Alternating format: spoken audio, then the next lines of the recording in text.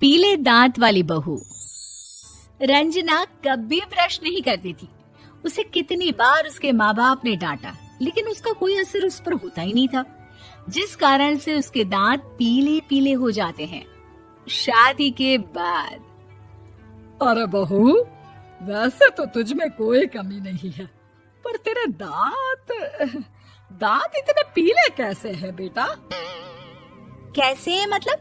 कोई सर्जरी थोड़ी ना कराई है। वो तो क्या नाम, मैं ब्रश नहीं करती थी तो पीले हो गए।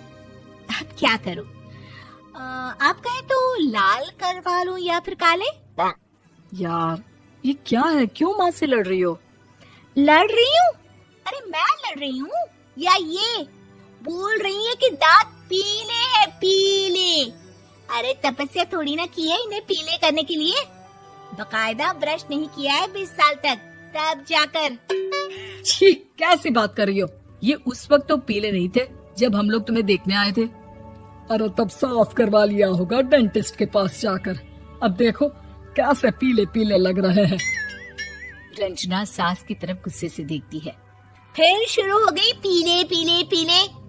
अरे पीले तो तब भी थे जब मेरे हाथ का रसगुल्ला उड़ा उड़ा कर खा रही थी और बोल रही थी, लड़की नहीं गुणों का खजाना दे रहे भाई साहब आप। खैर, अब वो लोग करते भी तो क्या करते, पीले दांत वाली बहू पल्ले पड़ी थी तो झेलना तो था ही। एक दिन कीर्तन में रंजना गाना गा रही थी। अरे कमला बहन, माँ का द्वार है, यहाँ तो सब शुद्ध होकर आते हैं, फिर अपनी बहू को ब्रश भी नहीं करवाती तुम। दूर से पीले पीले दांत भक्ति में बाधा उत्पन्न कर रहे हैं।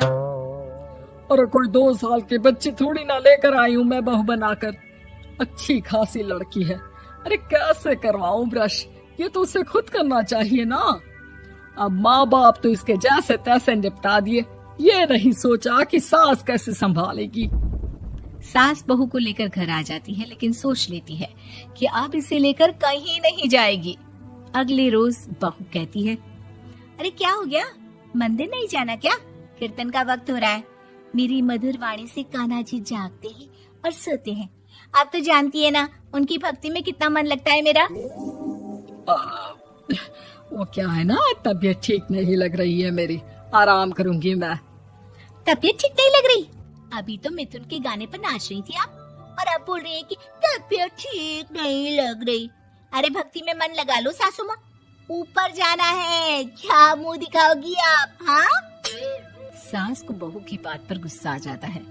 मैं क्या मुंह दिखाऊंगी, इसकी चिंता तो ना कर, समझी? अपने मुंह की चिंता कर, जो ये पीले पीले दांत लेकर हर जगह पहुंच जाती है। पता है लोग कितना मजाक बनाते हैं। ना जी ना, मैं नहीं जाना कहीं तेरे साथ। तो ये बात है, कोई ना, मत जाओ, मैं अपने कमरे में ही बैठकर भक्ति कर लूंगी। ऊपर वाला दांत थोड़ी ना देखता है, मन देखता है, भावना देखता है। और अरे बस बस, तू सब कुछ दिखा, बस ये सफेद चमकदार दांत ना दिखाना किसी को, है? जा यहाँ से। बहू को सास की बात का कोई फर्क नहीं पड़ता, वो तो जैसी थी वैसी ही रह जाती है। सुबह नहाकर किचन में खाना बनाना, फिर खाना खाना, कीर्तन भजन करना और सो जाना। एक दिन, माँ जी मैं सहेली के घर जा रही हूँ, शाम को लेट आऊंगी। हाँ हाँ तो जाना, मैंने कौन सा तेरी आरती करनी है घर पर बैठकर। रंजना सहेली के घर जाती है, जहाँ वो पार्टी में जाने की तैयारी कर रही होती है। अरे शिखा, कहाँ जाने की तैयारी कर रही है?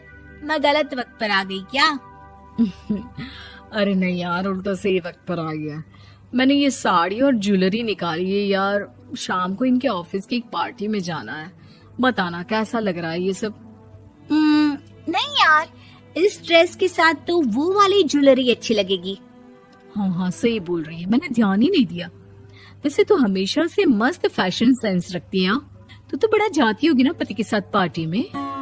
रंजना कुछ नहीं बोलती, बस सोचती है कि यार काश ये बात सही हो जाती, पर मैं क्यों नहीं जाती पार्टी में?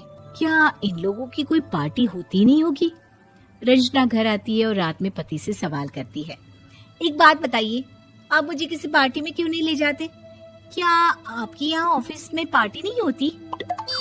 पति बेचारा क्या कहता कि दांत पीले हैं तुम्हारे इसलिए। अरे कोई पार्टी होती नहीं हम लोगों के ऑफिस में, तो कहाँ से लेकर जाऊं? और मार्केट, मॉल, कहीं वीकेंड घूमना, कहीं तो।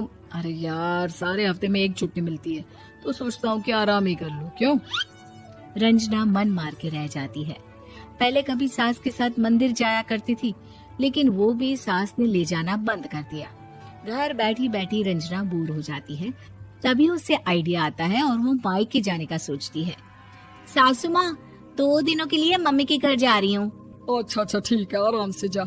और हाँ, माँ से कुछ अच्छी आदत सीख कर आना कि कैसे शरीर के हर भाग की तरह दांतों की सफाई भी जरूरी होती है, समझी? शुरू हो गई ना आप।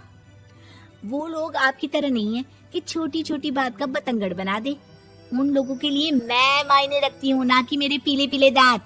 रंजना माँ को बिना बताए उन लोगों को सरप्राइज देती है, लेकिन जैसे ही वो दरवाजे पर पहुंचती है, अंदर देखती है कि घर वाले कहीं जा रहे होते हैं। अब माँ, काश रंजना दीदी के दांतों वाली प्रॉब्लम नहीं होती, तो वो भी हम लोगों के साथ चलती ना बुआ जी की बेटी की शादी में। हाँ बेटा, लेकिन अब उसे कौन समझाए कि उसको उसके पीले दांत नहीं दिखते, लेकिन उसके आसपास के लोगों को कितना एम्बैरेसिंग फील कराते हैं।